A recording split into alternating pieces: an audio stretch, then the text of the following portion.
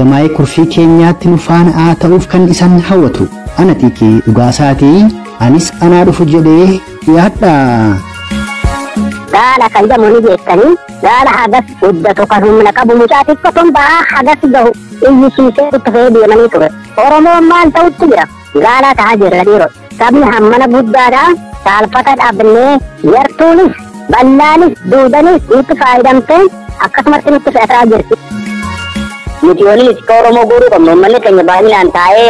ijoollee fakkaata taate akkas taate jee waan akkanaa kana haasa'urra akkamiin nu too akka uummanni Tigraay irraa kaase sanis irraa kaafnaa jee godhu qaba. Hayyoonni keenya haala jiranis harka lafa jalaatiin waan adda addaatiin uummata keenya hidhachiisuu qaban. Saba hidhatee tokkoteetu injifatee mo'ata malee afaaniin harka duwwaa namni mo'achuu hin danda'u.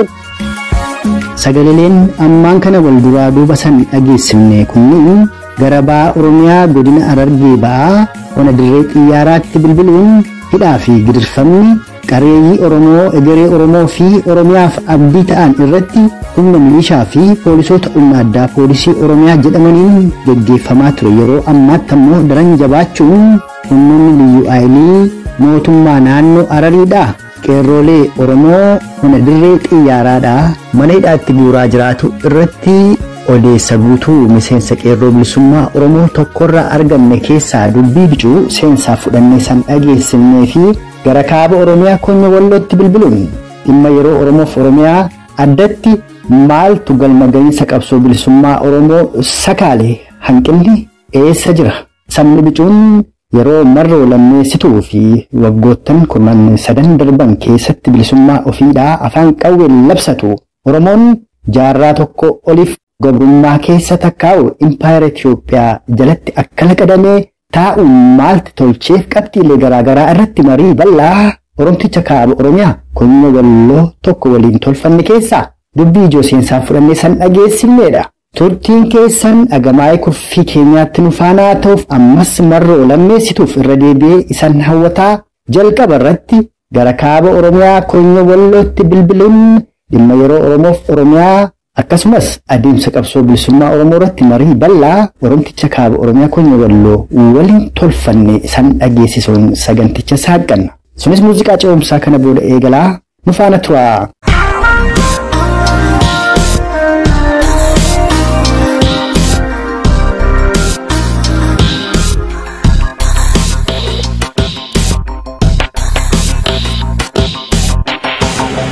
Harraan kana maaltu si mudate Konyaa Walloo keessatti maaltu ta'e? Harraan kiyya jaalatteedha.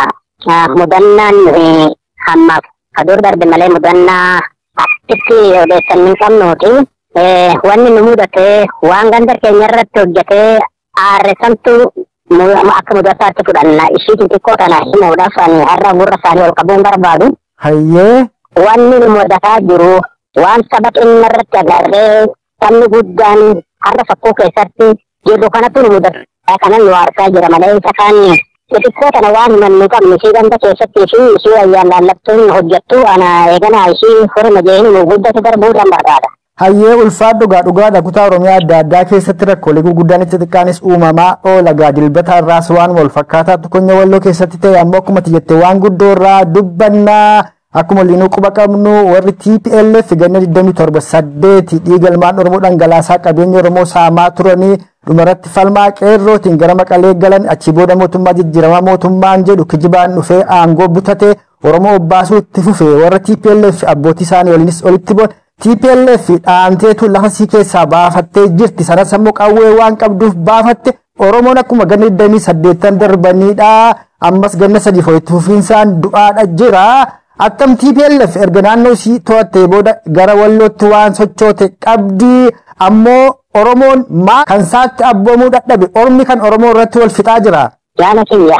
gansa oduu gaariidha kaaftee ni gaafattee jabeessee kan sigala toonfadhaa bar wanni nu dhige tokko sabni Oromoo amma wanni haasawaa jirru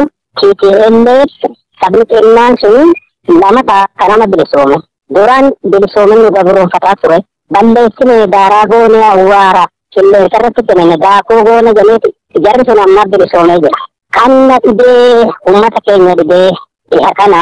malkaa odaa irratti caffee guddicha irratti mariin guddaan har'a uummanni Oromoo deemu maal taane sunuhitti maaltu argame maaltu nuseene sabni kennaan kun walii galee oduu waraana isaanii taasisan ta'in uummanni isaanii namni har'a faarfatanii ol qaban uummata TPLFisanii sabni Oromoo maal taane maaltu nu keessatti argameedha kan amma jaamaa jiru saba onnee qabu waa aangoo harkatti fudhatee aangoo sana dhandhamachuun jara akkasiitti jabaa jaafuuni miti si onnee isaanii sanatuun onnee Oromoo darbituudha miti si saba guddaadha isaan saba guddaan saba xiqqoodha hidhiiroo maal waliin jennu safuudha saala heezzaba namni hundinuu kanaaf nu tuffate maal tahuu qaamna Jaka godina wallootti wal mari'annamu akka Oromiyaatti dandeenyee wal mari'anna jennee wal gaafatti jirra sabni onnee qabu sabni haadha gudeedamtu obboleetti gudeedamtu kibbe waan godhaa deebiin agartanii keenya immoo dongoraa fi konfiraatiitti guddatee warra garaadhaaf deemu warra saba haccoochisu gaafa TPLF biyya kanaa turte gaafa biyya keenya nu bulchaa turte uummata Oromoo irratti badanaan isheen hojjette hammam ajajni hoggaatiin tammoo meejaannee laallu kan gaafsanii saba keenya ricaa ture lakkaa karrarraa sisiisaa ture kan ajjeesaa ture buqqisaa ture obbo Diyoo akka ta'e deemnee jira diinni waan tokko hin goone ammaaf maal haa goonu walloon qofatti maal godhuu qabdi hirni keenya buufannaa saba Oromoo kanan akkamitti wal qunnamneeti takka lama jennee ofirratti lakkoochinne sabeessata ofirratti lakkoofsinu yaa ilmaan Oromoo haa dubbisannu waliin jennaa jennaa warra warra jirra jaala waan uummata isa onnee qabuuti fi waan garaa qabuun kanuma kan nama agarsiisu seenja. Ayyee bareedaadha gaasamni sun xiqqaadha ammoo ol hubachuunis akkasuma salphataa fi kabiraan ammoo kan nu dhibee guddinuma kana keessatti ka garaa bulutu jira. Gaaf duraas TPLF ergamaa ka Oromoo obbaase ka gaaraa malkaa magaalaa baadiyaa Oromoodhaa dura deebi'ee TPLF argisiise OPDOdha. OPDO maguyyas Oromoo TPLF ergamtee Oromoo obbaasaa turteetu arras ammoo warra obbaasaa jira. Haa ta'uti arras sanumatti nu dhibaa jiraadha kan itti jettu. Haa ta'uti OPDOon kun agam tokko Oromoon kun agam tokko silaati. Oromoon kun saba guddeessa gaa miiliyoona takkaa'uu kitila 50-60tti imama kanuma keessaa ka seexaa qabu ka onnee qabu ka humna qabu silaa walit dhufe waan tokko gochuu ni dadhaba laata maalifiti warruma garaa bulu kana qofa imatuu dandeenya sabni kun hin komatamu laata yookaan sabni kun akka inni waliin hin kaane ka godhe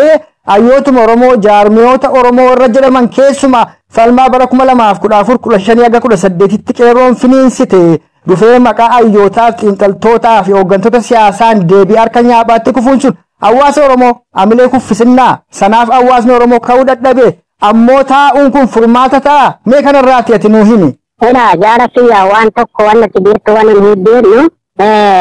diinaa miti warri kumatuu qabnu diinaa miti warri isaan jala deemee eree ummataa bal'isaadhaan itti roorrisaadhaa jiru ni deemna warruma kanaan dura sabboonummaadhaan akka namatti hirkirfatee saba Oromootti dhaabbatu yuutuun isaanumatti duraanis sanumatuun nu nyaachisaa ture har'aas isaanuma nu nyaachisaa jira dabaree nuti wal darbanii inni duraan faarsaa turre goota akkanaa qabna hayyuu akkanaa qabna jenne santu garagalee dabareedhaan darbee saba hagana gahutti taphaa jira ummatatti ni fakkaate inni fakkeeffame mee waan tokko sitima jaalatiyya gaala kan jedhamu ni beektanii gaala hagas guddatu kan humna qabu mucayyoo xiqqatu deemanii ture mucaa xiqqoo tun ba'aa hagas gahu iyyisiisee rabbiin laaffiseeti mucaa xiqqoo tokkotti itti fe'ee deemanii ture Oromoon maal ta'utti jira gaala tahaa jirra dhiiroo sabni hammana guddaadha saalfata dhaabnee yartuunis ballaanis duudanis nutti faayidamtee akkasumatti nutti fe'ataa jirti amma nuyi ummata kan hunduma warra garaan bitannee waan kadhe nurratti godhe hin komannu amma okkomatuu qabnan akka sabni TPLF sabni xinnaan suni dhiiraa dhaltuudhaan walii galee hedduu hammatee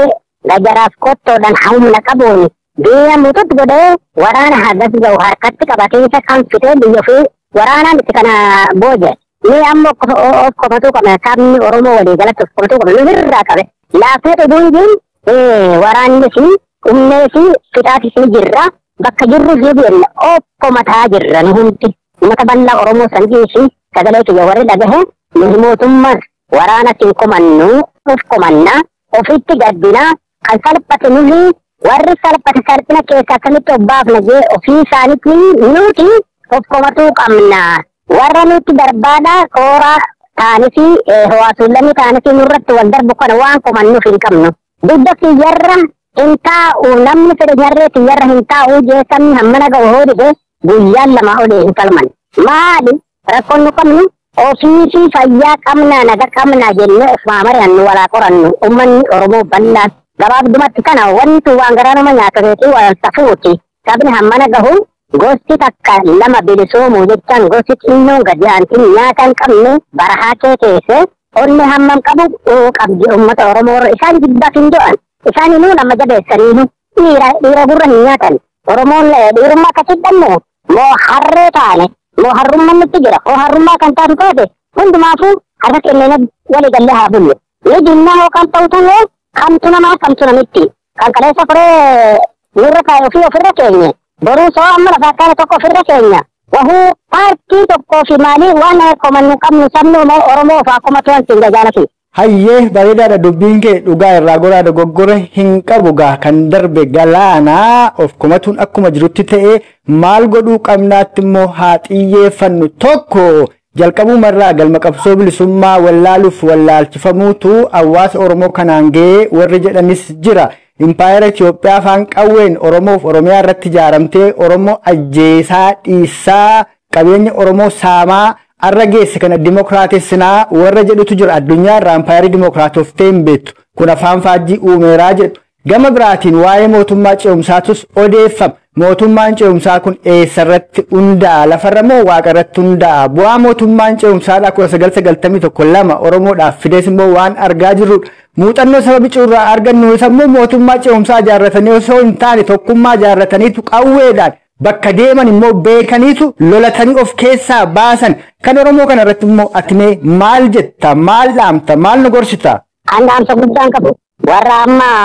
mootummaa ce'umsaa dhaamna jedhus bilisoomne warra jedhus kan hundumaa irraan fuudha. Aboo bilisummaa jechaan jaalachiyya ilma Oromoodhaa bakka shamarran bobba'anii nagahaan manatti hin galle cabsatanii manatti hin galle ijoolleen teenya barattee barumsarraa nagahaan hin galle karaarra dhaabanii mootummaa safuu akkana kan takkaan argamiin ajjeesanii viidiyoo waraaba maqaan sabummaadha oduu jiru ani dhaamti kiyya akka waliigala Oromootti haga har'aatti dimokiraasiidhaan karaa heera fi seeratiin namni mootummaa qabatee mootummaarra jiru warri dardaa hamma har'aa dhufe tokkollee hin jiru. APTLFis gaafa dhuftu waraana banteetu waraana manchaaftee siyyootu gootee qabatte warri jala deemu jala fiigee karaatti garsiisee qabachiise nuti gorsa ta'e namtichi gurri harreen gorsin hin gorfamu jaa Oromoonni an saba Oromoo tan baala saba Oromoo warra quuqama ofii mararfata qabu warra obboleessa dhabee obboleettii dhabee isa gadi baasanii niitii isaatti rafanii maasaa irraa arihanii ofiif qotatanii albuuda keenya biyya fedha irratti gurgurataa bakkee hundumatti jirruuf lafa keenya qabeenya keenya fi mootummaan afaan qawweetiin dhufe yaadii jimba biyyatti hin banne ofiisi kee ofiiti irratti wal nyaatan malee jarumsanii teessee fi hangafaa kutsuudha. Warra kana afaan qawweetiin ofirraa buqqifnu malee afaan qawweetiin Oromoon inni shootala qabu shootala ofii qarate ha eeboo qabu eeboo ofii fudhatee qottoo mukaan muratan qara baafatee gaacha akka hoo gabba hin bilisoomna. Oromoon qawwee hidhatuun safuu miti badii badalaa miti waan namni hin godhinii miti warri jabaate hundinuu ayyaalan jamee maqaan itti bee hundinuu warra qawwee qabutu jabaadha. Warri har'a nu tuffatu waa gadinuu qabu kun hooni qawwee qabaanne bakka garratti diina ofirraa waraannee lafaa kaana hundinuu jaalata hundinuu wajjin dhaabbata. Sabni bakka jiru farga. Waraana malee waraana qabatee ofirraa buqqisuun hin ta'u. Waraanani ofirraa buqqisna afaan qawweetiin ofirraa buqqisna yaa ilmaan Oromoo bakka jirtanii. Mana qabanne jettanii mana biran taa'inaa gurguradhaa mana keessan gurguradhaa qawween bitadhaa. Inni itti hidhuu dandeessu yaa ilma Oromoodhaa kan qabeenya qabdu. Saba keetitti hidhaadhaa. Barnoonnis jireenyis qabeenyis bilisummaan booda haa ta'u. Guyyaan lama guyyaan sadinuu fudhatu hidhadhaa gadi bahaa diina ofirraa mancaafnaa. Walloo keessa taa'isan isin hin jechu jira. Warra deengadda warra reefu mi'aa bilisummaati fi qabsoo dhagaa hundatuun har'a maraataa jira. Walloo keessatti har'a bakka ofii argee deemaa jira. Wal haa laallannu wanni Tigireen gootu fakkiinuu haa ta'uu gorsanuu haa ta'uu gabaabdumatti Kawwa malee diin buqqoon jaalatu.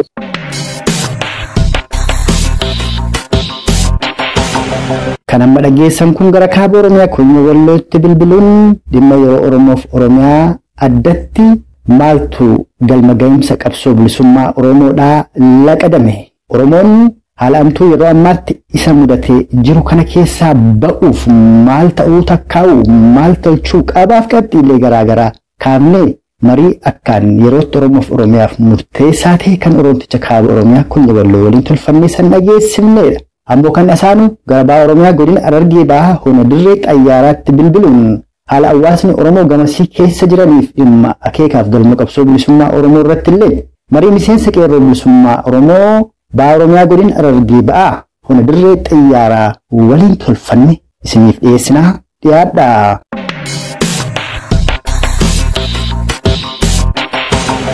Harar dirree xiyyaaraatti qeerroo Oromoo jabaa tokko qabanii hidhanii dararaatu jira jedhan saniif si bilbile. Dhugaa qabamee jira. Mee yoom qabame eenyutu qabee qeerroon qabame kun maqaan isaa eenyu jedhama marii keenya kanaa naan fannaa. Maqaan isaa Yusuf Maratanii jedhama. Torbee darbe keessa guyyaa wixataati lijeelii naannoo Rayitiin dirqamee jira. Dargaggoon kun oomaa nama baddii hin qabne Oromoodhuma ta'uun yakkamee ammallee silaa dargaggoo jabaa egeree Oromoof Oromiyaaf illee abdii ta'uudha jedhama. Mee seenaa dargaggoo kanarraa nu himi maal balleessiteedhaan qaban? Seenaan dargaggoo kana eegamtuu hin qabuun Oromoo ta'uu qofaaf mabadhamee hin taane Itoophiyaa kana keessatti maqaa biraa nama farrajanii nama qabuun maqaa biraatiin itti farrajanii bakka kanuma shanee janiituma maqaan jirre waan hin beekamne shanee kana waan taateef hin beeknu kan nuti isaanuma jaa. Maqaa kanaan banka danqanii mabraa bakka jedhamtu komishinii poolisii naannoo Harariititti hidhanii jiran amma guyyaa 28 mana murtii dhiyeessinaa jireetti himata rabbanee ture abbaan alangaa. Duuba ka qabe poolisii humna addaa Oromiyaatii jetta amma bakka inni itti hidhamee jiru naannoo Adareetti akkan sirraa dhaga'u kanatti sun attamitti taate warra santu dabarsee kenne moo maali waan kun? Poolisii humna addaa naannoo Harariitti qabe poolisii humna addaa qabdi VIP jenii jirti naannoo Harariitti hin qabdi. Duuba dirreen xayyaaraadhaa Hararis taatu gaa lafa Oromooti Adaree biyyoo lafa Oromooti ammoo taatu yeroodhaa fi attamitti dhuftee achi qabdi poolisiin humna addaadhaa warri Adareedhaa. Magaalaa Harar akkuma dhimma wayiitiif deemetti itti basaastuun ijoolleen gantuu takka jira maqaasaa wajji turre beektee yeroo sanitti numa biraa bakka akkuma tasaatti nanis carraan miliqee na baase malee jumaanni dankuuf dhufanii bakka duraa baanee turre isa danqanii ni jala qaban. Warri Adareedhaa aangoo maalii qabu ilma Oromoodhaa lafa Oromoo irratti naannoo Oromiyaa keessaa qabuutti maal yakkiteedha maal jedhu amma warri maal jedhanii himattuuf ta'u? Amma warri isaan himata rabbananii guyyaa gaafa 28 boroo jechuun marra guyyaan dubbataami guyyaa wixataa kana bakka mana murtii irratti akkanatti himata waan hin jirreen kaa horjoo fuudhan maarree jeniituma waan hin taane dhiyeeffatanii jiran. Amma dhimma filannoo shiraasaniin wal qabatee egaa akkuma beekamu Bahaa Oromiyaatti honni dirree xiyyaaraadhaa adda duree taateetti kan isiin qabsoo bilisummaa Oromoo kan keessatti hirmaataa jirtu keessumaa warraaqsi galaana uummataadhaa bifa adda ta'een deddeebi'ee dirree xiyyaaraa gaggeeffamaadha jira. Sanaan wal qabatee isin hawaasa daddabarsitanii akka hawaasni filannoo san ittiin hirmaanne gootan moo maaltu maal ta'e maaliif qeerroo Oromoo gamasitti xiyyeeffatan? Namni muraasa tokko nama shan isa anaa fi isaa fi nama sadi dabalatee kanatti xiyyeeffannaa addaan irra kananiitu mana barbaadan bakka dhimma tokko malee maqaan of farrajanii sanumaafuu bakka wanni nuti qammata Oromootitti miidiyaan Oromootis wanni godhuu qabu dhugaa waan takka waan hin jirre takka isaanuu weeqeemma waan qabatamaa takka lafaan qaban nama keessaa dammaqqa qabuu fi nama fakkeenyaaf badhaadhina ta'uu dideen dirqamaan bilisiginnaa goone jechuufi malee kaayyoo biraa takka hin qaban isaan. Duuba amma sun ni taati ammoo akkasitti dargaggoo Oromoo dararuun waan bilisiginnaatti harka isin kennachiisu sitti fakkaata. Dabalataan rakkoodhuma amma yeroo ammaatti Oromoof Oromiyaallee mudataa jiru kanatti ammoo furmaata godhuuf maaltu falaa ittati akka miseensa qeerroo bilisummaa Oromootti? Wanti akka furmaataa jecha akka jeeraa uummanni Oromoo baadiyyaatti baadiyyaatti cinaaksanii hanga minjiitti moyyaalee hanga salaaleetti sagalee takkaan wal cinaa dhaabbatee waraana bilisummaa Oromoo gargaaree bakka Oromiyaa nagaan bobbaatee akka galtu haati Oromoo bilisa taatee akka bobbaatee galtu gabroonfatee bulaa waggaa 150 kana ofirraa faccifnee kaasuu qabnaan jenna. Hayyee dhugaasaa dubbachuuf keessumaa warraaqsi isin bara 2014-15 hanga 18 geggeessitan sun seenaa qabsoo bilisummaa Oromoo keessatti warraaqsa jabaadha. ammoo dogoggorum ayyoonnii fi jaarmiyaan siyaasaa tokko godhaniini galma qabsoo bilisummaa Oromoodhaa akka waan impaayera Itoophiyaa taateetti dubbatu wal qabatee Oromoon waan sun dhugoomtu itti fakkaatee qabsoorraa dhaabbatu tokkotu jira deebi'ee koloneeffataan kan Minilik caalu Oromoo irratti ol ba'ee dogoggorra akkasii deebi'ee akka dhufneef isin maaliif qabsooftu galmi qabsoo bilisummaa Oromoo eessa isin Itoophiyaa dimokiraateessuuf qabsooftu moo biyya keessan Oromiyaa walaboomsuuf kan isin qabsaa jirtan mee kan ifaanuu godhi. Wanni nuti qabsaa jirruuf impaayera Itoophiyaa afaan qawweetiin ijaarame kana afaan qawweetiin sirraa diinii Oromiyaa walabaa ijaaruu barbaanna nuti dogoggorri karaa sadiyaan yeroo dhufe kun afureessaa dogoggorri tokko keessa boofni kan ciriinne sirraa diiguudha barbaanna bakka. Wanni nuti barbaannu uummanni Oromoo koloneeffata hambaa warra kaabaatti irraa dhufee naasii beekaa karaa kana deemtu malee hiree seentee naasii beekaa warra jiru kanaaf uummanni Oromoo fudhachuuf qophiiti. Gama biraatiin abashuma warri TPLF ganna 27 darbanii duguuggaa sanyii hamaa qareeyyii Oromoo irratti geggeessaa turan ammoo dhiibbaanuma qeerroon bilisummaa Oromoo taasiseen erga Maqalee galanii booda deebi'attuu koloneeffataadhuma akka isaanii saamicha Oromoo fi Oromiyaa qabeenya Oromoo fi Oromiyaa irratti malee uumaa wal irratti ol dhaban hin qabanii warri Koloneel Abiyyi TPLFin barbadeessine jechaa turan TPLF arrara dhangalaatee Maqalee qabattee jirti akka isheen kana qabattu kataasise dammaqina uummata isaaniiti qawwee qabaachuu isaaniiti. Arra tarii Oromoon dammaqina qabaachuu danda'a qeerroof qarreen bilisummaa Oromoo guutuu Oromiyaa kee jiru akkuma tamma dubbataa jirtu kana dubbata kanaaf silaa maaltu ta'uu qabaa hawaasni Oromoo keessaaf alaadhaa akkamittiin qeerroof qarree kana hidhachiisuu danda'a waraana bilisummaa Oromoos jabeessuu danda'a waan jedhaa irratti osoo nu gorsite yookaan yaada kee nu qooddee bal'inaan. Wanti inni jechuu barbaadu fakkeenyaaf amma tommanni yaadi lakkoofsa tokko takkaa'u yaadi nambar waa warri jaamu san ummatuma oppidiyoon gaafasii bilisummaa irraa kanaatu paartiin takka bakka lama wal qooddee naaf siiriyaa ta'etu warri duraa wanta wal godhaa ture wal burjaajeessee kana wal godhu nuti wanni nuti Oromoo godhuu qabnu uummanni keenya baay'inaan taa'ee cibeellee fakkana taate akkas taate jee waan akkanaa kana haasa'urra akkamiin nuti Oromiyaa keenya ta'uu logoomte akka uummanni Tigraay irraa kaase sanis irraa kaafnaa jee godhuu qaba hayyoonni keenya haala jiranis harka lafa jalaatiin waan adda addaatiin uummata keenya hidhachiisuu qaban saba hidhatee tokkoteetu injifatee moota malee afaaniin harka duwwaa namni mootuu hin danda'u waan diinii qabu san qabaachuu qabdatis. Ijaa kanatti wanti nuti godhuu qabnu hayyoonni keenyaa fi uummanni Oromoo ni godhuu qabu karaa wasa keessa jirus waan dandeenye ka qabeenya qabus ka dandeettii qabus ka qaamaan kennisuu danda'us waan dandeenye hundaan gamtooynee gurmuynee tokko taanee tinnifnee ittifnee Oromiyaa walaba taate taa akka barbaanne keessa jiraachuu dandeenye taa alagaannaa sibeera walii wajjin jiraanna akkasuma gootu malee akkana nu gootu malee juutana daangaa Oromiyaa isa dhugaatan sararannee lafa keenya birmadummaa jaarraa abbaa gadaatirraa haayilee fidaatiin akkasii Haayile Maariyaam Gammadaatiin uummanni keenya nu duratti uuman kana karaa isaan diigan tartaraaraan kana nuti bilisummaadhaan galma geenyee intaa'ee Itoophiyaa bara dhufaa biraa abbu torbatti maqaa adda addaa ilmaan Oromooti beekaa Oromooti farrajee dhaloota torbatti eega Minilik biyya keenya qabatte amma dhaloota torban farra jira dhaloota torban kanatti akkana nu godhu jiru kana ibnee birraa kaafnee Oromiyaa keenya walabomsuu qabna. Saniifuu biyya walabomsite dimokiraatoo itti ijaarrachuudhaaf uummanni keenya wal dhagee hayyoonni keenyaa fi qabsaa'onni keenyaas mootummaa cimsaa Oromiyaa amma dhaabbachuu qabnaa jechuun nuti paartii tokkoon murna tokkoon dhaabbate osoo hin ta'in isii keenyaan keessaa uumne faayidaa jiruu si dhaayernee abosoma jiruu akkasii dhufee yoo kan taamu baate dhiigaan biyya keenya qabachiifachuu qabnaan jenna. Qabxii tokko kaafte waan kan dubbanne qulleessine darbuun fardiidha innis maal waa'ee mootummaa ce'umsaa kaafte mootummaa ce'umsaa kanaan Oromoonni marroota akka ciniiname mootummaa ce'umsaa 1992 dhaabbatte keessatti waan Oromoo mudate walumaan argine jijjiirama baana 2018 keessatti waan ta'e argine mootummaan ce'umsaa yoo dhaabbattu biyya ambaa fi warri muuxannoo qaban itti maatiin gaafuma dhaabbattu Oromoo hiikkachiisuudha kasiin irratti dhaabbattu ammoo kunoo warri Tigraay mootummaa ce'umsaa osoo hin jenne hidhatanii qawweedhaan waraana Koloneel Abiyyi salphisanii ka addunyaanuu itti koflaa jirtu of keessaa baasan nu waa'ee mootummaa ce'umsaaf saniif kana ammatti haasa'uu dhiibne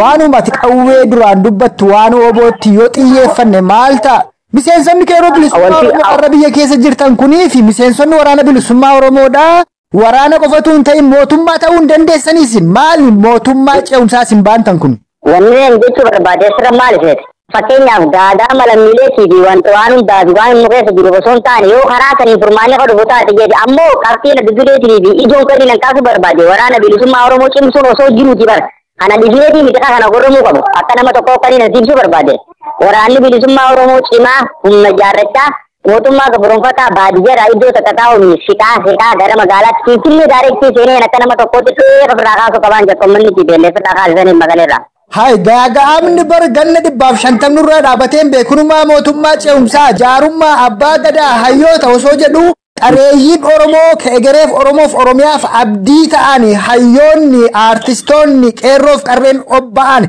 arrallee obba'aa jirtu. Kanaafi duuma qabaa kana maaltu barbaachise isin waa'eedhuma hidhachuutti wooboo jabeessuutti nu mootummaa taana wooboon mootummaa ta'a jettanii yaaduu maaltu isin dhowwe. Yaadi jirraati bara kanaafuu qaba jechuun jiru mani. Kun galma ga'uu qaba, cimsuu qaba. Namni hundi lammii Oromoo